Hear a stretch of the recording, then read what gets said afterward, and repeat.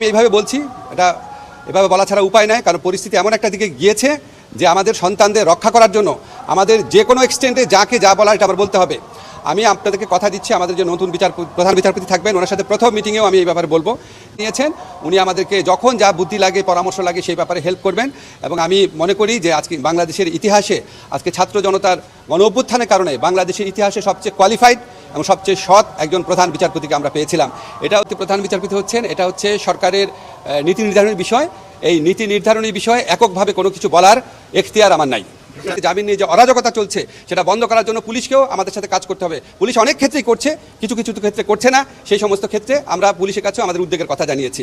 আমরা তারপরও আপনাদেরকে আবারও বলতে চাই, আমরা স্বাভাবিক জামিন যেই জামিন আপনার একটা অভিযুক্ত ব্যক্তির প্রাপ্য, সেটার ব্যাপারে আমাদের কথা নাই। কিন্তু একজন নেত্রী অন্য একটা দেশে পালিয়ে গিয়ে তার দলের ক্যাডারদের বলতে জামিন দিয়ে দিবে, এটা কোনো আইনে অ্যাকসেপ্টেবল না, কোনো নৈতিকতা অ্যাকসেপ্টেবল না।